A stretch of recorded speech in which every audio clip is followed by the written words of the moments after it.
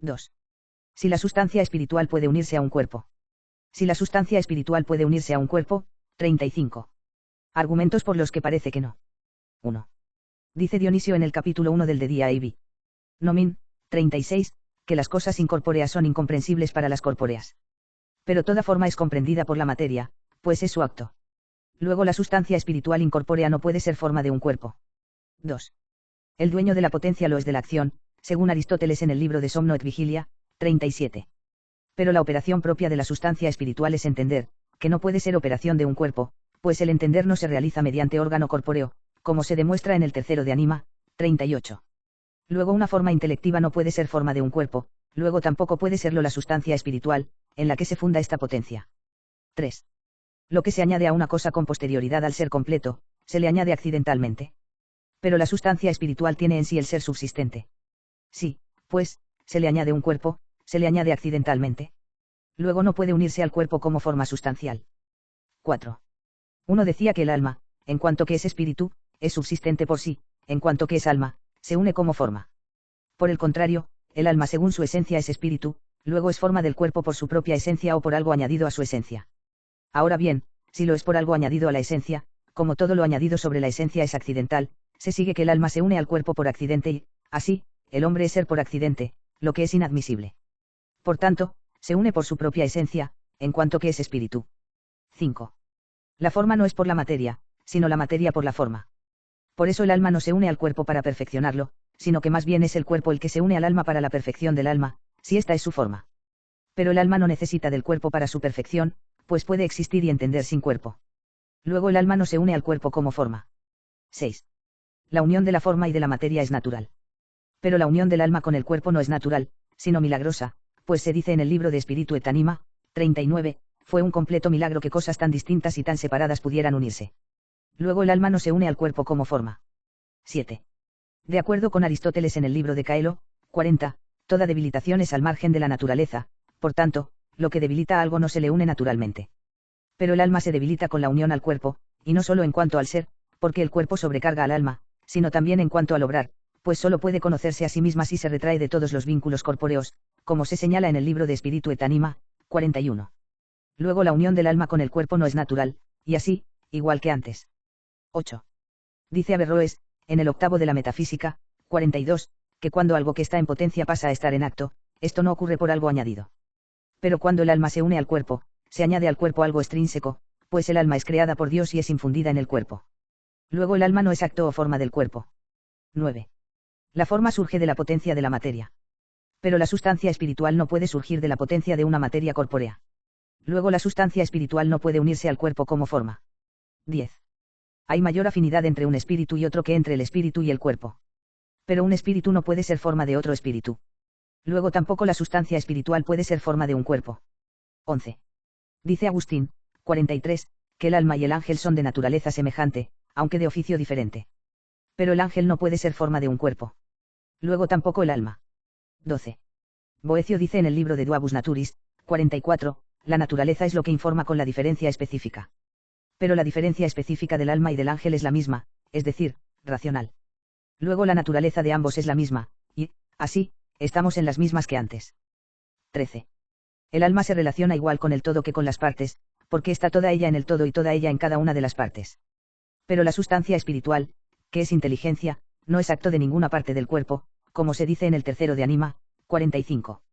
Luego la sustancia espiritual no es forma de todo el cuerpo. 14. La forma natural que existe en un cuerpo no actúa fuera del cuerpo. Pero el alma que existe en un cuerpo actúa fuera del cuerpo, porque se dice en el concilio de Ansira. 46, acerca de las mujeres que piensan que se reúnen con Diana de noche, que les sucede en el espíritu lo que piensan que experimentan en el cuerpo, y así su espíritu opera fuera del cuerpo. Luego la sustancia espiritual no se une al cuerpo como su forma natural. 15. En el libro de Articulis Fidei. 47, se lee, ni la forma sin materia, ni la materia sin forma, pueden ser sujeto. Pero el cuerpo es sujeto de algunos accidentes. Luego el cuerpo no es materia sin forma. Si, por consiguiente, se le añadiera una sustancia espiritual como forma, se seguiría que habría dos formas en un único cuerpo, lo que es imposible. 16. Lo corruptible y lo incorruptible son diferentes en género, y no puede decirse nada de ambos unívocamente, como demuestran Aristóteles y Averroes en el 10 de la Metafísica. 48. Por tanto, hay más diferencia entre lo corruptible y lo incorruptible que entre dos contrarios, que son especies del mismo género. Ahora bien, dice Boecio, 49, que un contrario no coopera al ser del otro. Luego la sustancia espiritual, por ser incorruptible, no coopera al ser del cuerpo corruptible, y así no es su forma, porque la forma da el ser a la materia. 17. Lo que se une a otra cosa mediante algo que no es de su esencia, no se une como forma. Pero el entendimiento se une al cuerpo mediante los fantasmas, 50, que no son de la sustancia del entendimiento, como señala Averroes en el tercero de Anima, 51. Luego la sustancia espiritual, que es entendimiento, no se une al cuerpo como forma. 18. Toda sustancia espiritual es intelectual. Ahora bien, toda sustancia intelectual está desprovista de materia, porque algo llega a ser intelectual si se despoja de la materia. Luego ninguna sustancia espiritual es forma en materia, y, así, no puede unirse al cuerpo como forma. 19. Con la materia y la forma se origina una unidad. Si, por tanto, la sustancia espiritual se une al cuerpo como forma, es necesario que con la sustancia espiritual y el cuerpo se origine una unidad. Las formas inteligibles que se reciben en el entendimiento se recibirían en la materia corporal, pero esto es imposible, porque las formas recibidas en la materia corporal son sólo inteligibles en potencia. Luego la sustancia espiritual no se une al cuerpo como forma. Pero en contra está lo que dice Dionisio en el capítulo 4 del De Dia Ibi. Nomin, 52, que el alma es una sustancia intelectual que tiene vida indeficiente. Pero el alma es la forma del cuerpo, como indica la definición que se pone en el segundo de Anima, 53. Luego alguna sustancia espiritual o intelectual se une al cuerpo como forma. Respuesta. Hay que decir que la dificultad de esta cuestión procede de que la sustancia espiritual es algo subsistente por sí. Ahora bien, las formas deben existir en algo, es decir, en la materia de la que son acto y perfección. De ahí que parezca contrario a la razón de sustancia espiritual el ser forma del cuerpo, y, por eso, Gregorio de Nisa en el libro que escribió de Anima, 54, atribuyó a Aristóteles la afirmación de que el alma no era ser subsistente por sí, y que se corrompía una vez corrompido el cuerpo, porque había afirmado que era la entelequia, es decir, el acto o perfección del cuerpo físico. Pero si lo consideramos con atención, encontramos la evidencia de que es necesario que una sustancia sea la forma del cuerpo humano, pues es claro que a un hombre singular, como Platón o Sócrates, le es propio entender. Ahora bien, ninguna operación es propia de nadie si no es mediante alguna forma, sustancial o accidental, que existe en él, porque solo se actúa en la medida que se está en acto. Y algo está en acto mediante una forma sustancial o accidental, porque la forma es el acto, así, el fuego es fuego en acto por la igneidad y es cálido en acto por el calor. Así pues, es necesario que el principio de la operación que es entender, sea formalmente inherente al hombre individual. Pero el principio de esta operación no es una forma cuyo ser dependa del cuerpo y esté sometido a la materia e inmerso en ella, porque esta operación no se realiza mediante el cuerpo, como se demuestra en el tercero de Anima, 55, de ahí que el principio de esta operación tenga su operación sin comunicación con la materia corporal. Ahora bien, cada cosa obra de acuerdo con lo que es, por lo que es necesario que el ser de ese principio sea un ser elevado sobre la materia corporal y que no dependa de ella. Pero esto es lo propio de la sustancia espiritual. Luego debemos afirmar, si unimos lo que llevamos dicho, que alguna sustancia espiritual es forma del cuerpo humano. No obstante, algunos negaron que la sustancia espiritual se uniera al cuerpo como forma, aunque concedían que el entender era acto propio de la sustancia espiritual. Uno de ellos fue Averroes, 56, quien afirmó que el entendimiento posible estaba separado del cuerpo en cuanto al ser. Vio, sin embargo, que su acción no podría llegar al hombre individual, si no tuviera alguna unión con él. Ahora bien, si fueran dos sustancias completamente separadas, cuando opera o actúa una, la otra no lo haría. Por eso afirmó que ese entendimiento, al que llamaba completamente separado del cuerpo según el ser, entraba en contacto con el hombre mediante los fantasmas, precisamente porque la especie inteligible, que es la perfección del entendimiento posible, se fundamenta en los fantasmas de los que es abstraída. Así, por tanto, tiene doble ser, uno en el entendimiento posible, del que es forma, y otro en los fantasmas, de los que es abstraída. Ahora bien, los fantasmas están en el hombre individual, porque la virtud imaginativa es una virtud en el cuerpo, es decir, que tiene órgano corpóreo. Luego la especie inteligible es el medio que une al entendimiento posible con el hombre singular. Pero de ningún modo es suficiente esta unión para que un hombre individual entienda, pues, como señala Aristóteles en el libro 3 de Anima, 57, los fantasmas se relacionan con el entendimiento posible como el color con la vista. Así pues, la especie inteligible abstraída de los fantasmas está en el entendimiento posible, como la especie del color en el sentido de la vista, y la especie inteligible está en los fantasmas como está la especie visible en el color de la pared. Ahora bien, por el hecho de que la especie visible, que es la forma de la vista, se fundamente en el color de la pared, la vista no se une a la pared como a lo que ve, sino como a lo que es visto, pues por eso la pared no ve, sino que es vista. Por consiguiente, tampoco el hombre será inteligente por el hecho de que haya en él fantasmas, cuya semejanza, y esto es la especie inteligible, esté en el entendimiento posible, sino que se sigue de esto que sus fantasmas son entendidos por él. 58. Pero es necesario que el entendimiento posible, que es potencia inteligente, sea formalmente inherente al hombre concreto para que éste entienda. Parece que también se equivocó en el argumento de la unión, ya que la especie inteligible solo se une con el entendimiento posible cuando ha sido abstraída de los fantasmas, pues solo así es entendida en acto. En cuanto que está en los fantasmas, es entendida solo en potencia. Por consiguiente, pues, parece que se demuestra más bien la separación del entendimiento posible respecto de los fantasmas que su unión, pues es necesario que estén del todo separadas las cosas para que puedan unirse entre sí. Después de haber rechazado esta opinión como imposible, hay que considerar que Platón afirmó con más acierto que el hombre concreto entiende, pero sin que la sustancia espiritual se una al cuerpo como forma. Según Gregorio de Nisa, 59, Platón dijo que la sustancia intelectiva, que se llama alma, se unía al cuerpo mediante cierto contacto espiritual, y esto se entiende como que lo que mueve o el agente toca a lo movido, incluso si es incorpóreo. Por esta razón dice Aristóteles, en el primero de Generatione, 60, que hay cosas que tocan y no son tocadas, porque actúan, pero no padecen. Por eso, como testimonia Gregorio, Platón añadía que el hombre no es un compuesto de cuerpo y alma, sino que es un alma que utiliza un cuerpo, hasta el punto de entender que está en el cuerpo como el marinero en el barco. Y a esta opinión parece acercarse Aristóteles en el segundo de Anima, 61. Así pues, el hombre concreto entiende en cuanto que es sustancia espiritual, que es alma, cuyo acto propio es entender, pero sin ser la forma del cuerpo. Para refutar este argumento basta lo que dice Aristóteles en el segundo de Anima, 62, directamente contra esta afirmación, pues si el alma no se uniera al cuerpo como forma, se seguiría que ni el cuerpo ni sus partes tendrían el ser específico por el alma. Pero esto es claramente falso, porque, si falta el alma, solo equívocamente decimos ojo, carne o hueso, como hacemos con el ojo pintado o esculpido. Por eso es claro que el alma es forma y esencia del cuerpo, es decir, éste recibe de ella la razón de su especie. Ahora bien, hay que investigar cómo es esto posible. Hay que tener en cuenta que cuanto más perfecta es una forma, más fuera está de la materia corpórea. Esto es patente a quien considere las diversas clases de formas. La forma del elemento no tiene más operación que la que realiza mediante las cualidades activas y pasivas, que son disposiciones de la materia corpórea. La forma del cuerpo mineral tiene una operación que supera las cualidades activas y pasivas, y que acompaña a la especie por influjo del cuerpo celeste, por ejemplo, el imán atrae el hierro y el zafiro cura los abscesos. El alma vegetal además tiene ciertamente una operación, para la que cuenta con las cualidades activas y pasivas orgánicas, pero, más allá del poder de tales cualidades, ella misma alcanza un efecto propio como nutrir y hacer crecer hasta determinado límite, y realizar cosas semejantes. El alma sensitiva tiene además una operación a la que solo llegan las cualidades activas y pasivas en la medida en que son necesarias para la composición del órgano que se emplea en el ejercicio de esta operación, como al ver, oír, apetecer, etc. Ahora bien, la más perfecta de las formas, el alma humana, que es el fin de todas las formas naturales, tiene una operación que supera completamente la materia y no se realiza mediante órgano corpóreo, el entender. Y como el ser de la cosa es proporcional a su operación, como hemos dicho, puesto que todo obra en la medida que es ente, es necesario que el ser del alma humana sobrepase la materia corpórea y que no esté totalmente recluido en ella, aunque, no obstante, le alcance de algún modo.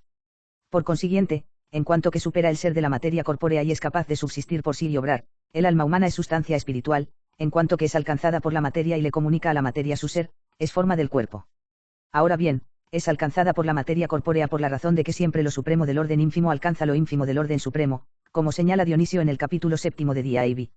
Nomin, 63, y por eso el alma humana, que es ínfima en el orden de las sustancias espirituales, puede comunicar su ser al cuerpo humano, que es muy digno, para formar una unidad de alma y cuerpo semejante a la de la forma y la materia. En cambio, si la sustancia espiritual estuviera compuesta de materia y forma, sería imposible que fuera forma corpórea, puesto que no es de la razón de la materia estar en otra cosa, sino ser el primer sujeto.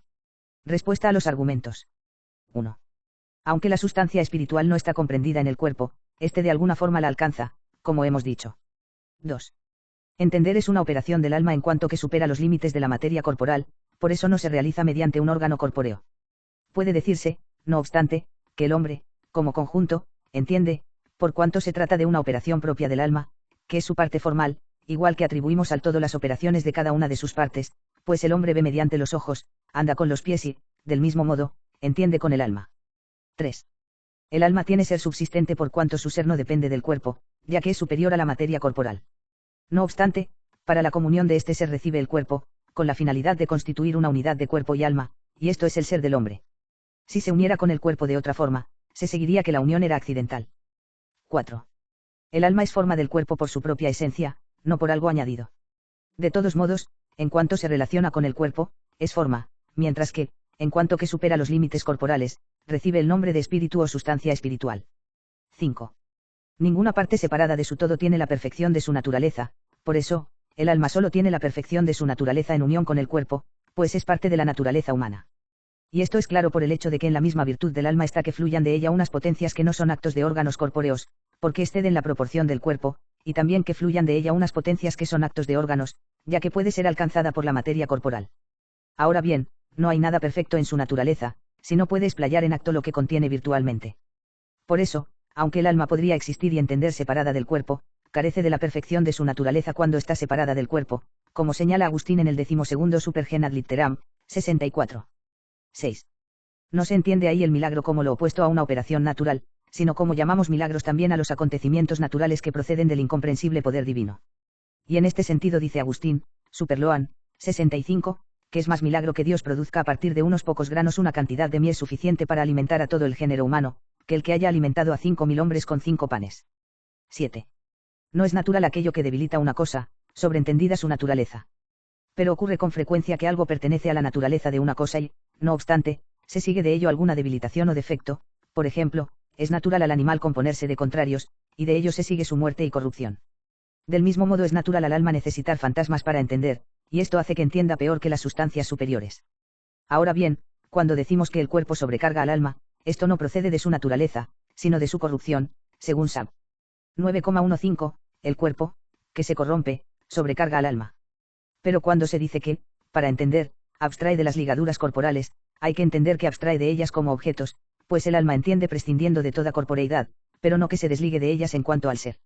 Es más, el alma no puede entender directamente ninguna cosa, ni a sí misma, cuando se lesionan algunos órganos corporales, como el cerebro. 8. Cuanto más elevada es una forma, tanto más necesita ser producida por un agente más poderoso. Por eso, el alma humana, que es la más elevada de todas las formas, es producida por el agente más poderoso, por Dios, si bien, de modo distinto a cómo los demás agentes producen las otras formas. Las otras formas no son subsistentes, de ahí que el ser no sea propio de ellas, sino que tienen otras cosas, por eso su llegar a ser ocurre cuando la materia o sujeto pasa de la potencia al acto, y esto es seducir de la potencia de la materia a la forma sin añadir nada extrínseco. El alma, en cambio, tiene ser subsistente, por lo que se le debe propiamente el llegar a ser, y el cuerpo se le añade a su ser. Por eso decimos que procede de fuera y que no es seducida de la potencia de la materia. 9. Con esto queda resuelta la objeción novena. 10. El espíritu es más afín al espíritu que al cuerpo con conveniencia de naturaleza, pero no lo es con conveniencia de proporción, que es la que se requiere entre materia y forma, pues dos espíritus son dos actos, mientras que el cuerpo se relaciona con el alma como la potencia con el acto. 11. El alma y el ángel son de naturaleza semejante en el género, pues ambos son sustancia intelectual. Pero el ángel es de naturaleza superior por la especie, como enseña Dionisio en el Cap. 4 Cael. Hierar, 66. 12. La diferencia del alma es, racional, hablando con propiedad, la del ángel, en cambio, es más bien, intelectual, como observa Dionisio, porque el ángel conoce la verdad intuitivamente, no mediante el discurso de la razón, y esto es propiamente entender. Ahora bien, si entendemos racional en sentido amplio, entonces hay que decir que no es la última diferencia específica, sino que se divide con otras diferencias específicas, porque hay diversos grados de entender. 13. No se dice que el entendimiento es acto de una parte del cuerpo, por cuanto es una potencia que no usa cuerpo. No obstante, la sustancia del alma se une como forma al cuerpo, como dijimos. 14. Se dice que estas idas y venidas les ocurren a esas mujeres en espíritu, no porque su espíritu, es decir, la sustancia del alma, obre fuera del cuerpo, sino porque sus visiones se forman en el espíritu, esto es, en la fantasía del alma. 15. Hablando con propiedad, no se puede decir que la materia sin forma pueda ser sujeto, pues con toda propiedad solo llamamos sujeto a un ente en acto, pero que el cuerpo animado sea ente en acto, para poder ser sujeto, solo lo tiene de la forma que es el alma, como se verá más adelante, A3. 16. Lo incorruptible y lo corruptible no coinciden en el género desde el punto de vista natural, porque haya en ellos diverso modo de ser y diversa razón de potencia, aunque podrían coincidir en un género lógico, que se establece únicamente según la intención inteligible. Ahora bien, aunque el alma es incorruptible, no está en un género distinto del cuerpo, pues, por ser una parte de la naturaleza humana, no es a ella sino al compuesto a quien compete estar en el género y en la especie, o el ser persona o hipóstasis. Por eso tampoco la podemos llamar, esto, si por, esto, entendemos hipóstasis, o persona, o individuo colocado en un género o una especie. Si por, esto, en cambio, entendemos que puede subsistir por sí, entonces sí es, esto. 17. La afirmación de Averroes es imposible, como se ha demostrado. 18. Es propio de la razón de sustancia intelectual que esté limpia de materia de la que dependa su ser, como si fuera algo contenido en la materia. Por eso, nada impide que el alma sea sustancia intelectual y forma del cuerpo, como se ha dicho. 19. Con el alma humana y el cuerpo se forma una unidad, pero el alma sobrepasa la proporción del cuerpo, y se le atribuye la potencia intelectiva por esa parte que sobrepasa al cuerpo. Por eso no es necesario que se reciban en la materia corporal las especies inteligibles que están en el entendimiento.